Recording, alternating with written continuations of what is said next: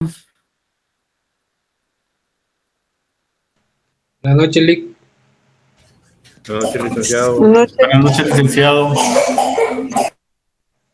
Recapitulando un poco, se recuerdan que la última diapositiva fue lo referente a las etapas del desarrollo del derecho de trabajo.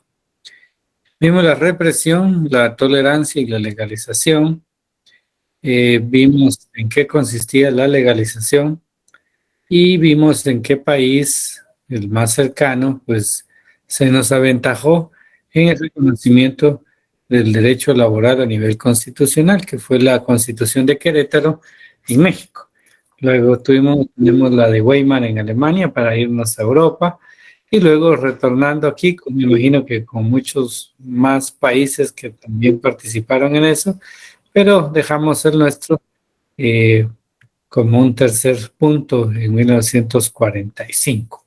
Entonces, esas son las etapas y habíamos conversado que no es que tenga, digamos, un dato histórico sobre cada uno, sino que son etapas doctrinarias que sirven para un análisis cuando ustedes encuentren o algún texto histórico y que pueda estar relacionado con cualquiera de estas etapas, pues ustedes van a poderlas ubicar o identificar fácilmente al indicar a qué etapa corresponde.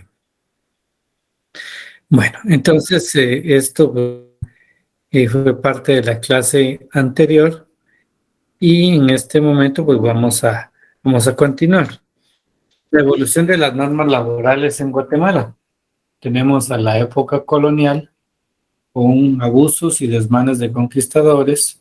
Se cuestionaban si tenían alma. La bula papal para Paulo III le puso fin a la encomienda y repartimiento. Las leyes de India fue un intento de la corona para limitar los desmanes, pero se estableció una jornada de 8 horas y eso fue fundamental.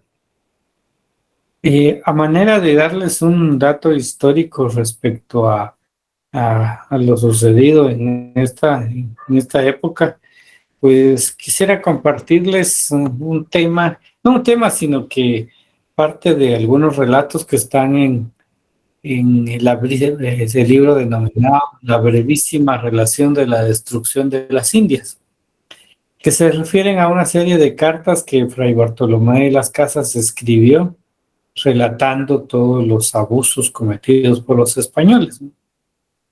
Se los cuento a manera de que ustedes vean cómo funcionaba el derecho laboral en esa época.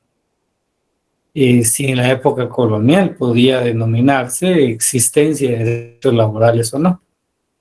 Y en ese texto, la brevísima relación de la destrucción de las Indias, menciona a Fray Bartolomé de las Casas, que sabemos que él vino a nuestras tierras, principalmente en Alta Verapaz, pero que antes de venir acá estuvo en otros sectores, en Sudamérica, estuvo también en donde inicialmente pues inició la colonización. Y entonces Fray Bartolomé de las Casas observa cómo los españoles llegaron en busca del oro, la plata, ¿verdad? Y era como ese mecanismo para la búsqueda de la riqueza, ¿no? Y entonces dentro de ese proceso, pues necesitaban de mano de obra. Pues evidentemente esa mano de obra ni siquiera era pagada, ¿verdad? Y por esa razón aquí les coloco abusos y desmanes. Porque incluso todos los que ingresaban a las minas, pues prácticamente era para morir, ¿verdad? Nadie sobrevivía dado las condiciones inhumanas en las que eran sometidos, una esclavitud total, ¿no? Como datos nada más, ¿no? Sé que hay más en ese texto que muy difícilmente yo pueda recordar tanto, pero y esos temas, pues sí los puedo puntualizar porque los recuerdo, ¿no? Y entonces también hay otros elementos de mucha importancia, es en cuanto a el tema del trato que tenían a todos nuestros antepasados, ¿verdad? En estas tierras como las de Sudamérica. Y pues hay un relato que eso me conmueve porque ellos les exigían a los pobladores, ¿verdad? El oro, ¿a dónde está el oro? Y como muchas veces pues no se los daban o simplemente no había, entonces ellos prendían una hoguera y entonces les colocaban los pies en la hoguera y el relato dice hasta que se les salían los tuétanos. Solo imagínense la capacidad del ser humano, la capacidad de esos españoles que vinieron al permitir hacer ese tipo de acciones en contra de otro ser humano, ¿no? Y ese relato pues a mí me marca porque dice, les quemaban los pies hasta que les salieran los tuétanos. Imagínense, es como asar carne, ¿verdad? Cuando asamos carne con la grasa suelta, imagínense ese dolor de una persona viva, ¿verdad? Y morían del dolor, ¿verdad? Entonces, violaciones a las mujeres, matanzas increíbles. Incluso hay una parte donde dice que si tu Dios permite todo eso, le dice una persona originaria de estas tierras a un español, si tu Dios permite esas cosas, yo no quiero ser cristiano. Entonces, imagínense la clase de dolor, ¿verdad? Y las explotaciones, acabar, arrasar con comunidades enteras, ¿verdad? Eso era como para los españoles algo muy común. Y luego, pues dejando a un lado Sudamérica, pasan eh, muchos más relatos, pero se los resumo de tal manera que cuando llegan a México, entran por el mar y entonces mencionan los mexicanos que ellos ya conocían cuál era el actuar de los españoles, entonces prefirieron atenderlos y darles todo lo que quisieran, ¿verdad? Y aún con eso los españoles igual el mismo mecanismo, los colgaban incluso de sus genitales, les quemaban los pies, ¿verdad? Los tuétanos, decían los relatos. Y entonces los mexicanos les decían que espérense cuando lleguen con Moctezuma, decían que es su máximo líder, era su rey, ¿verdad? Y entonces los españoles, pues igual en su travesía sabían que tenían que llegar y la táctica de ellas era buscar a todos los reyes o señoríos, como dicen nuestros textos en primaria. Yo prefiero entender que eran una especie de reyes, ¿verdad? Pero tal vez no denominados de esa manera en ese lugar, pero eran sus líderes, ¿verdad? Y reconocidos. Y entonces los españoles llegan hasta la ciudad, hoy creo el Distrito Federal, y llegan con Moctezuma y lo apresan en su propia casa, su propio castillo, por así decirlo, ¿verdad? Y entonces sus súbditos, ¿verdad? Se reúnen a danzar, a cantar, ¿verdad? Alrededor de la casa de Moctezuma para que él supiera que estaba su gente ahí. El relato indica que los mandaron a callar, ¿no? Significa que los mandaron a matar, ¿no? Entonces ese relato demuestra nada más los abusos, desmanes, y por eso esa palabra, ¿verdad? Dice los abusos y desmanes, porque es una realidad de lo ocurrido en estas tierras. E incluso en otros relatos, siempre del mismo, dice Fray Bartolomé de las Casas, que luego mandan a Guatemala a los más crueles, refiriéndose a Pedro de Alvarado, y también entró Hernán Cortés, según el relato de Fray Bartolomé. Entra y entonces las mismas, me imagino, las mismas tácticas, ¿verdad? Y buscar oro, ¿verdad? Y más de que esta tierra no hay. ¿Qué no les pudieron hacer a nuestros pobladores, ¿verdad? Violaciones, torturas, los quemaban. Es una tortura total, ¿verdad? que incluso encontré, eso ya es extra, ¿verdad? Pero aquí lo que les demuestro es los abusos que existían, entonces cómo estaba el derecho laboral en esa época, inexistente, tristemente, ¿verdad? Si no había una explotación, una esclavitud total, ¿verdad? Hacia los pobladores de esa época.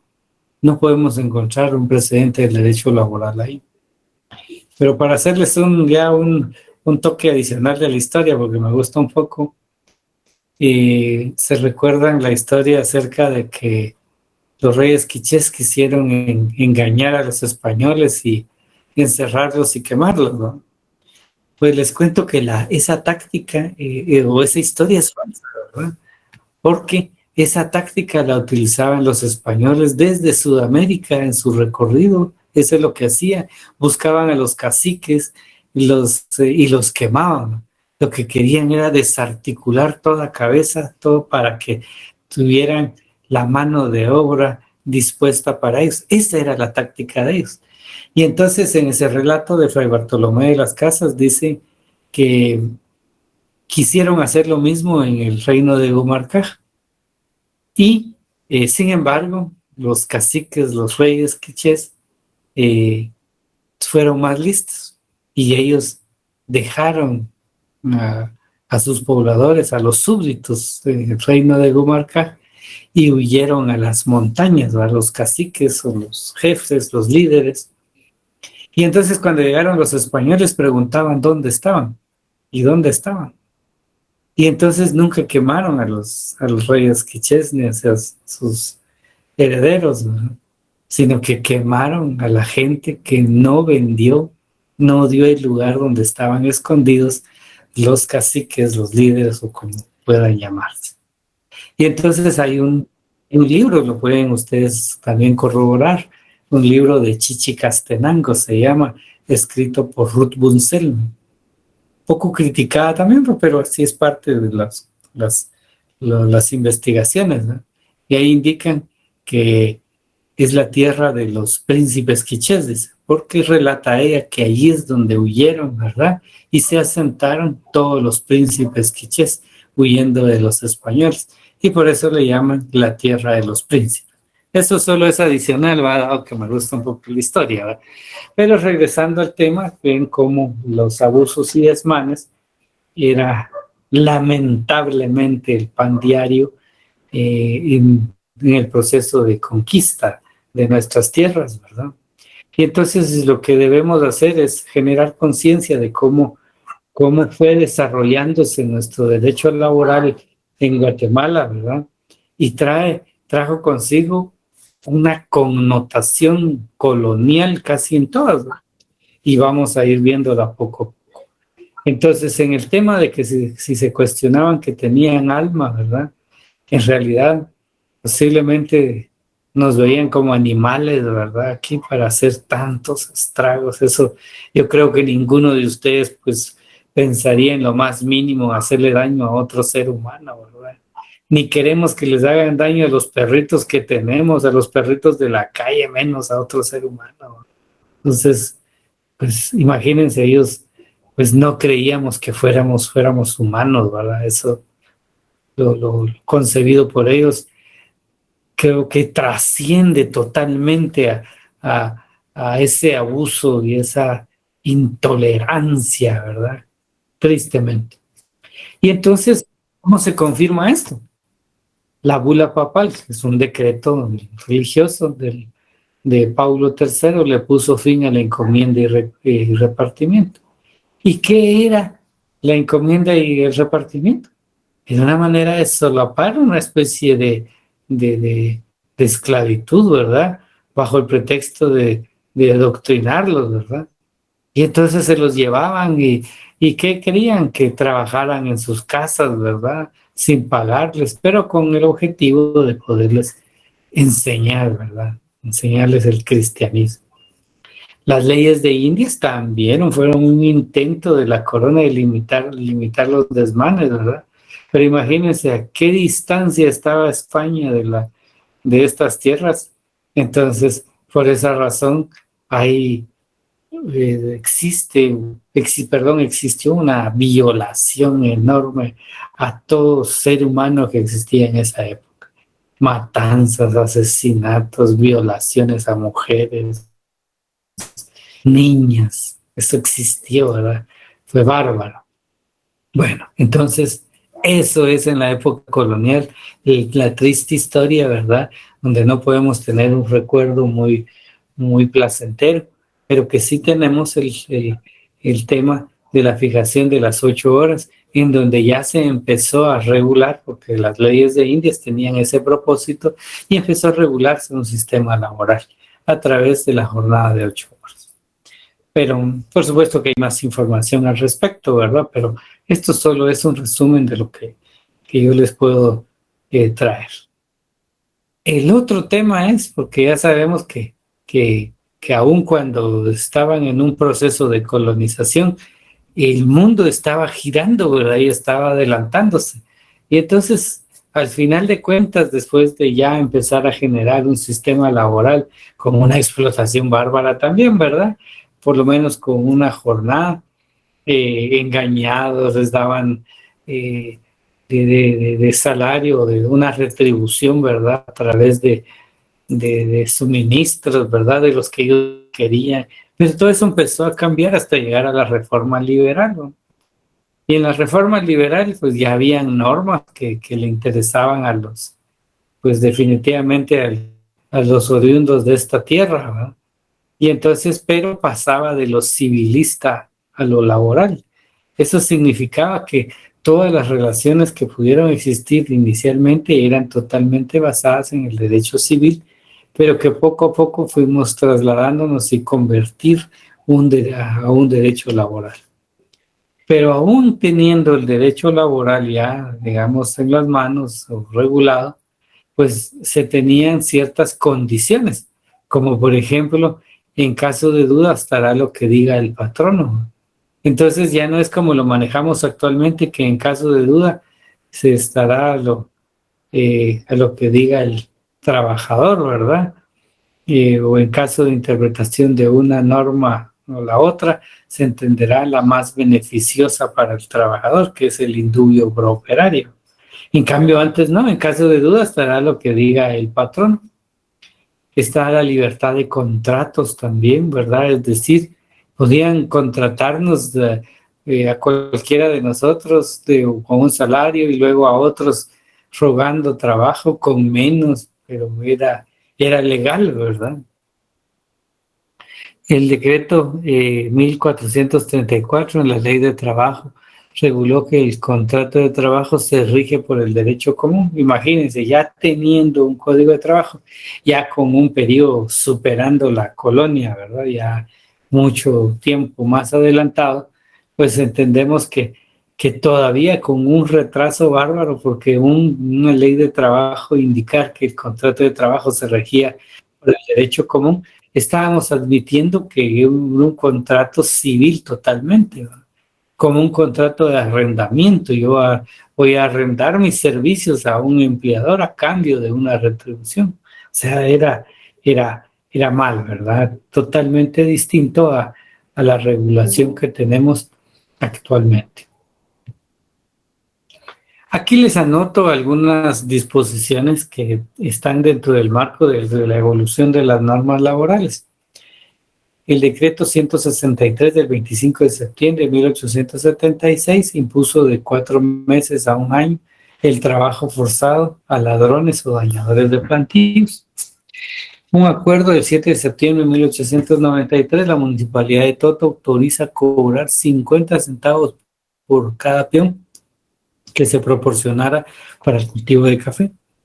Circular de jefes políticos de fecha 12 de agosto del 1903, se reconocen los miserables salarios y fija jornal de campo en 12 reales. El decreto gubernativo 657 de fecha 21 de febrero de 1906 declara nulo y sin valor el canje o venta de mozos. ¿Qué quiere decir eso? Que había venta de mozos, como una especie de venta de esclavos, ¿no? Y luego otros datos como la huelga de la Unión Ferrocarrilera en 1920, la huelga de 1923, pero decreta punible la paralización. Entonces, si queremos un antecedente para la época de la represión, podríamos decir que en el gobierno de José María Orellana hubo estaba la etapa de la represión porque decretaron punible la paralización. Podría ser un ejemplo. La huelga de telégrafos y muelleros en Puerto Barrios en 1924 y la United Fruit Company se solidarizó también. El desorden en distribución de trabajo, ¿verdad? Esa es la característica de Guatemala, desorden. Hubo una inmigración, no migración, sino inmigración, donde autoriza a la compañía japonesa a traer inmigrantes japoneses en 1924-26 y 3.500 naturales de la India, europeos, colonos y checos. Habiendo tanta mano de obra acá, ¿por qué no enseñarles, verdad? Si desde ese entonces hubieran generado una formación, creo que estuviéramos muy adelantados. Trabajo obligatorio en caminos, que el régimen de Ubico, ¿verdad? En el 33 al 44. Y la contribución de a 3 días o pagar 3 reales diarios, el famoso impuesto de habitabilidad, una obligación. Y luego la organización de la Sociedad Ferrocarrilera en 1915, la Maternidad Obrera, la Fraternidad de Trabajadores, la Liga Obrera. Estas son algunas disposiciones que sirven como ejemplo de cómo es que se regulaba en esa época las condiciones laborales.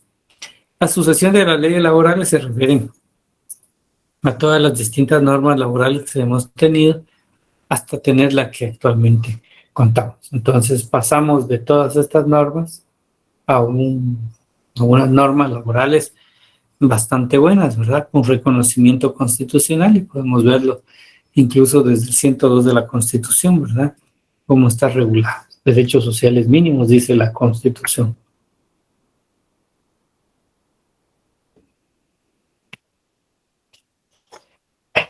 Entonces ya hablamos un poquito de todo eso. Ahora la definición. No sé si eso es lo que toca. No, faltaba esto, también se me pasó. Eso ya decía yo.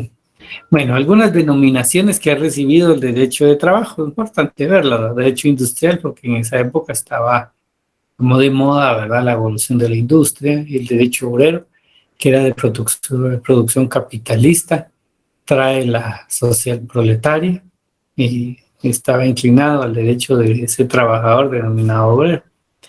Y luego pues se denominó derecho del trabajo, que abarcaba trabajadores de diversas actividades, clases y estratos. Y actualmente se conoce como derecho del trabajo y previsión social, no solo trabajo y salario, sino seguridad social, ¿verdad? Parte de la previsión social. Y así es como actualmente se llama. No sabemos si en algún momento vaya a cambiar por algo distinto a esto. ¿Y cuál es la importancia del estudio del derecho de trabajo? Creo que echando un ojo a todo lo que han escuchado, entonces podemos reconocer de las distintas luchas de los trabajadores por mejorar las condiciones de trabajo. Luchas que realmente las hicieron, que se formaron en derecho autónomo del trabajo, que es decir, actualmente esas luchas nos llevaron a tener una autonomía en el derecho de trabajo.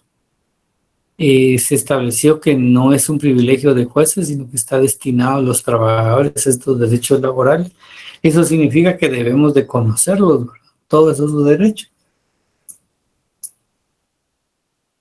También que trabajadores deben crear sus propios centros de trabajo, como parte de la importancia del estudio del derecho de trabajo, tener los centros de formación que son importantes.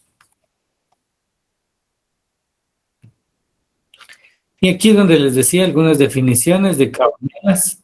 Cabanelas indica contenido principal de la regulación de trabajadores, de las relaciones, jurídicas entre empresarios y trabajadores y de unos y otros con el Estado, en lo referente al trabajo subordinado.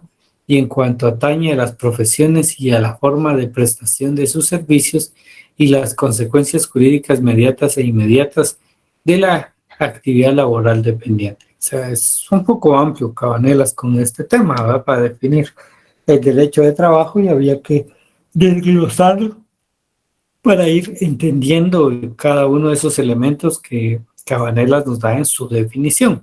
No se trata solo de leer, sino que trata de desglosarlo y pueden hacerlo. Ya aquí les traigo otras como muy parcializadas a mi modo de ver, ¿verdad? Pero cualquiera de ustedes puede también considerarlas adecuadas, porque es cuestión de criterio. Santiago López Aguilar dice que es la legislación que tiene a mantener la armonía entre el capital y el trabajo, concediéndose garantías mínimas de organización y contratación. Hasta aquí pues me parece muy bonito. Pero luego dice garantizando a favor de la clase dominante el amplio margen de explotación. Alguien me diría, pues sí, sí es cierto, porque a mí me explotan, no hay manera que ellos cumplan y pues tendrán su razón. Países de corte capitalista, conjunto de principios y normas que garantizan la organización de los trabajadores para una mejor canalización de su participación en la dirección de la política de gobierno y en su particular de la política económica, es decir, hacia dónde podemos llegar como trabajadores, ¿verdad? Un poco extremista, pero es válido, al final es capitalista. Bueno, ¿qué van a hacer ustedes? Se van a conseguir 3 definiciones. Por supuesto, distintas a las que están aquí anotadas, ¿verdad? Traten que sean definiciones que traten de dar un valor agregado, ¿verdad? Es decir, que tengan elementos teórico-técnicos, ¿verdad? No parcializados, sino que técnicos que puedan definir el derecho de trabajo. Y esas 3 definiciones, pues lo van a pasar a su cuaderno de texto y lo van a anotar y van a colocar el autor, ¿verdad? Y eso es importante que ustedes lo tengan. Muy bien. Aquí pude llegar con el otro equipo, hasta aquí llego con ustedes, pero abro el espacio de preguntas y respuestas.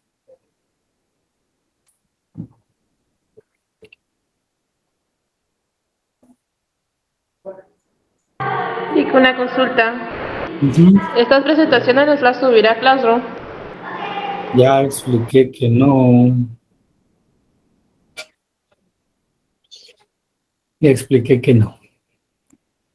¿Alguien más?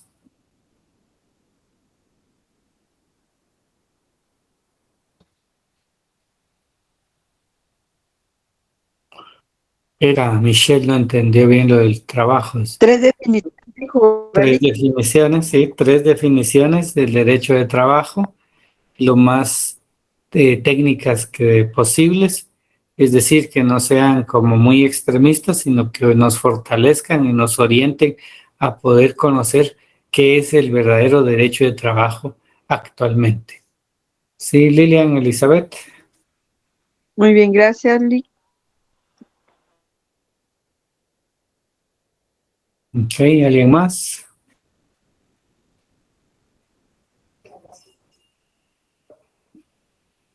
A Lucía Izaguirre la veo yo muy concentrada ahí. Me parece.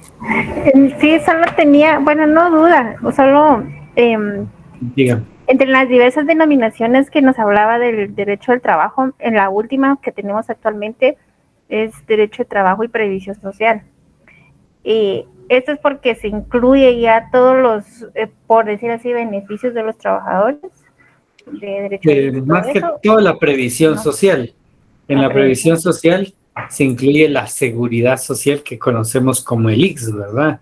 Pero la previsión social ya se incluye la educación, ¿verdad? La cultura, la recreación, todos esos elementos. Entonces, por eso actualmente al derecho de trabajo se le agregan la previsión social. Gracias, licenciado. Para servirle. A ver, Hugo Sánchez, ¿tiene algo que comentar?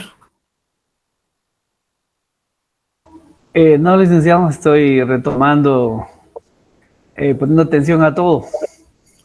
Eso me parece. Me llama la atención, ¿qué es lo que dice ahí el rótulo de atrás ahí que tiene usted? No logro leerlo. Sí, es que estoy en el taller y Autos, es una marca de un filtro. sí, pues, bueno. Ajá. Me ha llamado la atención porque dije algo como muy revolucionario y yo eso, pero no, qué bueno. No, qué bueno, sino me refiero a que qué bueno que nos aclaró qué era eso, pero me llamó la atención desde el inicio. Bueno, vean cómo he ido hilando el derecho de trabajo. Dentro de mi concepción es generar una conciencia al abogado sancarlista, eso es parte fundamental, que nos van orientando a ir conociendo de mejor manera el derecho de trabajo. En otras latitudes, pues el derecho de trabajo lo ven de manera un poco fría, ¿no? Un poco más materialista, ¿verdad? Y entonces se pierde la esencia. Pero estamos en una universidad del pueblo y como consecuencia, pues es mi deber dar esas orientaciones, ¿verdad? Por esa razón, ese texto que yo les menciono acerca de la brevísima relación de la destrucción de las Indias, miren, de veras que por falta de tiempo no he terminado, porque hay un relato ahí, relatos que digo yo, qué bárbaro, ¿verdad? Y bueno, también es cultura general y llama la atención. Entonces, todo impregnado y que es importante, ¿va? Porque eso era la colonia aquí en nuestra región. Y entonces, ¿cómo era el derecho de trabajo? Todo es de cuestionarse, ¿verdad? Nulo totalmente un derecho de trabajo. Había una actividad laboral que es distinta, una actividad laboral explotada, ¿verdad? Entonces, pero no un derecho de trabajo. Pero por supuesto eso fue todo un proceso y fue cambiando, ¿verdad? Y que ya dentro de la colonia, ya la corona empezó a hacer cambios para ir generando todo eso, porque yo me salté desde la incursión de los españoles, luego me lancé hacia la época, la reforma liberal, y eso es mucho tiempo, pues, pero todo tuvo un proceso, la colonia hubo un cambio y fueron, digamos, mejorando todos los tal vez no mejorando, sino que aplicando un derecho laboral. Daniel de Jesús, dígame. Licenciado, muy buenas noches. Buenas noches. Sinceramente, por lo menos oyendo los relatos sobre la venida de la invasión, diría yo, va de los españoles, y la forma en que estos ingresaron y trataron, ahí sí que a nuestra gente, va, porque yo soy de origen me creo ser, ni quisiera llevar esa sangre, la forma en cómo trataban y cómo, ahí sí que como decían ellos, usaban la palabra esa, domesticaron a las personas, porque ellos creían que no hubiesen sido seres humanos nosotros. Ellos nos trataban como, ahí sí que trataban a nuestros antepasados como animales, ¿verdad? Y se da cuenta, no sé si solo yo percibo eso aún en la sociedad, pero ese flagelo, esa forma, esa de sometimiento, ¿va? Que se llevó en ese tiempo, aún en estos días, aún se ve, se refleja en la sociedad guatemalteca con respecto a nuestras autoridades, ¿va? Y nuestros gobernantes, ¿va? Porque trajeron esa manía, esa forma de pensar de un país extranjero, ¿va? Y la forma de reaccionar nosotros con un simple regaño, hay quienes bajan aún la cabeza, bajan la mirada hacia la punta de los pies, temor de aquella represalia, y en la forma en que nos tienen aprisionados a nosotros conforme a las necesidades básicas de la subsistencia, ¿va? Es la forma, es la estrategia, ¿va? Es el yugo del esclavismo que aún está entre nosotros, pero desafortunadamente no lo percibimos, y los que lo percibimos tenemos el temor de reaccionar, porque como usted decía, algo muy, sinceramente, algo muy interesante, estas personas traían la idea de centrarse en la cabecilla, en el líder de la comunidad o de una descendencia, ¿no? Y aún así se está viendo. Tenemos el ejemplo de los defensores de los derechos humanos. Que la persona que ahí sí que defiende una comunidad, defiende algún... Emily, porfa, tu micro. Pues siempre han sido apresados de una manera no muy adecuada, acusados de delitos por personas pudientes económicamente, ¿va? Tenemos el ejemplo de las minerías, creo que de Chisec, no estoy seguro, donde un señor que sí que un defensor, de ahí sí que de la naturaleza, que defendía los ríos y todo, fue apresado en ese sentido. A mí se me, perdón la lectura, pero se me olvidó el nombre de este señor, no sé si aún sigue tras las rejas este defensor indígena que defendía sus derechos en ese sentido. Sí, no estoy claro, ¿verdad? Pero sí reconozco la historia, digamos, parte de él, ¿verdad? Las luchas, ¿verdad? Creo que cambiamos de una época a otra con características de explotación, ¿verdad? ¿Quién no se ha sentido explotado en su trabajo, ¿verdad? Humillado de cierta manera, ¿verdad? Entonces, parte del derecho de trabajo es que vayamos reconociendo toda esa labor que hicieron los que nos antecedieron, ¿verdad? Muchos dieron la vida por un derecho laboral digno. Y entonces, esa es parte, digamos, de la formación que ustedes están recibiendo hoy, ¿no?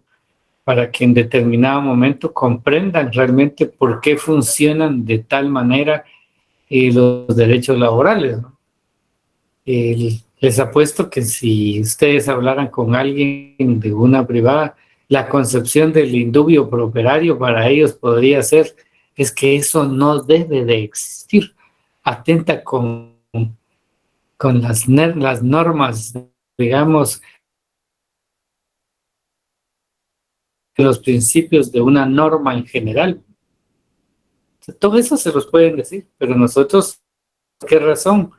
Porque las épocas, aunque estén cambiando, sigue existiendo la explotación del hombre por el hombre. Y como consecuencia necesitamos normas que tiendan a proteger a los trabajadores, ¿verdad? Entonces, sí, lamentablemente, pues, toda esa historia, pues sucedió y pues utilicémoslo como mecanismo para entender el derecho de trabajo y el enfoque que tiene nuestro actual derecho de trabajo. Aunque que el nuestro, pues nos dicen que es una copia, pero nosotros pues también tuvimos nuestras propias luchas, ¿verdad? Y por eso les puse una serie de normas que se dieron, ¿verdad? Incluso huelgas, porque el proceso de reforzar nuestro derecho se dieron por personas que lucharon antes, ¿verdad? Para que nosotros pudiéramos tener los beneficios que tenemos. Seguro explotación, seguramente lo hay, pero para eso estamos nosotros, ¿verdad? Nos estamos preparando para poder hacer la defensa de nuestros futuros clientes, ¿verdad? Que van a llegar a nuestras oficinas y vamos a, pues, plasmar con argumentos adecuados todo lo referente al derecho de trabajo. Ya en las próximas diapositivas, pues ya vamos a ir entrando, vamos a ver aquí el contenido, que sepan qué es lo que tiene el derecho de trabajo. Ya empezamos a ver sus características y luego de esto los principios, pero ya de forma técnica cómo está estructurado nuestro derecho de trabajo. Pero todo esto es fundamental para entender estos principios, ¿no? Entonces esto es lo que vamos a ver ya la próxima clase. Esto es sencillo, no es mucho que informar, pero eso vamos a ir viendo. Si no hay ninguna otra duda, pues los invito a descansar, ¿verdad? Y Licenciado, yo tenía una pregunta, perdone. En relación a la jornada de trabajo que se tiene de 8 horas diarias y 40 y algo a la semana, la cuestión es de que quieren cambiar a que hayan turnos para que no dar ciertas prestaciones. ¿Qué piensa usted en relación a esto o qué nos podría ampliar? Y no puedo darle un tema porque me imagino que es alguna noticia que se está gestando por ahí, ¿verdad? No estoy muy enterado, ¿verdad? Hacer turnos, vamos a entrar a conocer las jornadas del derecho de trabajo y vamos a ver las 3 jornadas que están legalmente autorizadas y si se le llama turnos a la jornada, digamos, a utilizar esas jornadas, pues diurna, nocturna y mixta, ¿verdad? Pues es posible, ¿verdad? Para no pagar prestaciones, pues posiblemente sea un intento nuevamente de los empresarios de buscar cómo explotar al trabajador, ¿verdad? Pero si hablamos del derecho de trabajo, vamos a ver que aún existiendo 3 jornadas, tienen derecho y tienen la obligación de pagar las prestaciones, ¿verdad? Me gustaría que si tiene la noticia o algo puntual, pues que nos lo comparta y pues aquí lo vamos a discutir, ¿verdad? Independientemente de que vamos a tener el tema de las jornadas y los descansos como un tema principal dentro de este derecho de trabajo. Ahorita yo ya estoy terminando los temas muy, muy generales y vamos a entrar a los principios que son fundamentales, ¿verdad? Y de ahí nos vamos a ir descosiendo con los demás temas como el contrato, el salario, pero quiero darle énfasis a esto para que ya ustedes comprendan de manera directa el derecho individual de trabajo.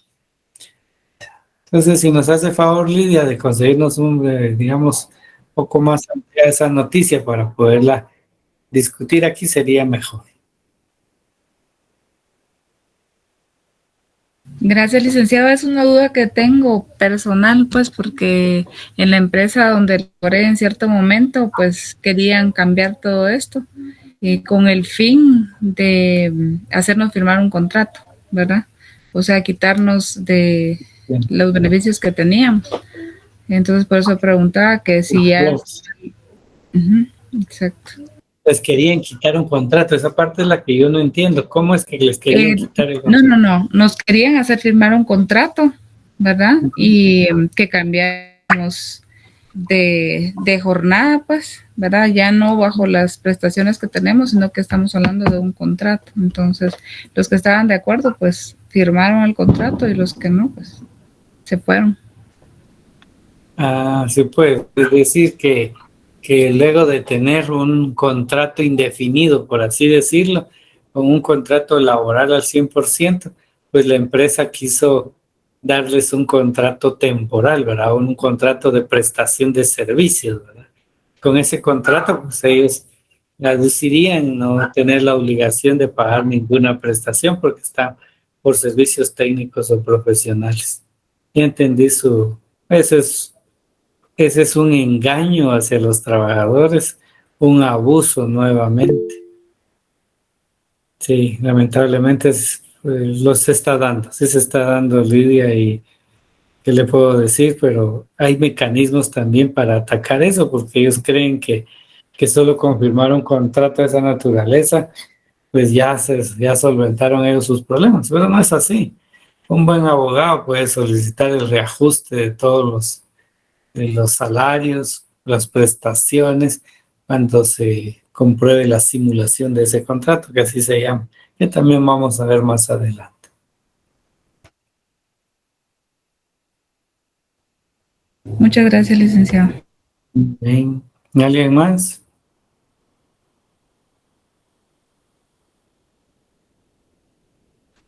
Todo claro, licenciado. Ok. Bueno, entonces descansen, pasen feliz noche. Feliz noche. Feliz noche, Feliz noche. Feliz noche, licenciado. Feliz noche. Feliz noche, licenciado.